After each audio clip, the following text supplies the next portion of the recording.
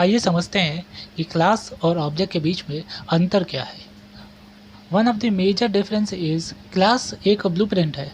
Class एक blueprint है जिसके अंदर ऑब्जेक्ट के स्पेसिफिकेशंस डिफाइन होते हैं, जबकि ऑब्जेक्ट एक स्पेसिफिकेशन को इस्तेमाल करके वो क्रिएट होता है। तो हम कह सकते हैं यहाँ पे क्लास से जो प्रॉपर्टीज़ होती है वो डिफ़ाइन की जाती है हमारे पर्टिकुलर ऑब्जेक्ट के अंदर।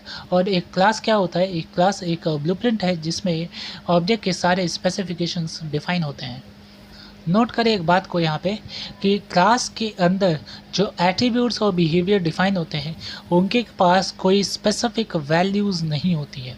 उनके पास कोई स्पेसिफिक वैल्यूज़ नहीं होती है। ध्यान रखें इस बात को। किसी भी हाल में आप गलती से भी कॉपी में ये ना लिख दें कि क्लास के पास अपना एक स्पेसिफिकेशन के साथ साथ एक स्पेसिफिक वैल्यू भी होता है।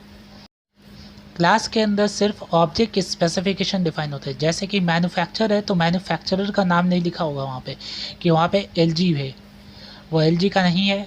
वहाँ पे ये चीज़ नहीं डिफाइन होना चाहिए। वहाँ पे सिर्फ मैन्युफैक्चर मतलब उसके पर्टिकुलर प्रॉपर्टीज़ होने चाहिए, कॉमन प्रॉपर्टीज़।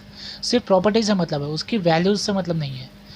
जैसे एक वॉशिंग मशीन का मैंने एग्जांपल लिया था। वॉशिंग मशीन के कलर होगा, वॉशिंग मशीन किस चीज़ की बनी है, प्लास्टिक की है, लकड़ी की है, वॉटएवर, वो किस चीज़ की बनी हुई है वो यहाँ पे लिखा होगा। उसका मैन्युफैक्चरर का नाम लिखा होगा, मॉडल नंबर होगा, उसका पर्टिकुलर इलेक्ट्रिसिटी बिल कितना आ सकता है मैक्सिमम से मैक्सिमम, वहाँ पे एनर्जी रेटिंग दी होंगी। ये सभी चीज़ें जो हैं ये एट्रीब्यूट्स के फॉर्म में दी होंगी, लेकिन इनकी स्पेसिफिक वैल्यूज़ नहीं दी होंगी। ध्यान रखें इस बात को। कैसा लगा आपको ये डिफरेंस समझ के? क्या आपको ये डिफरेंस समझ में आया?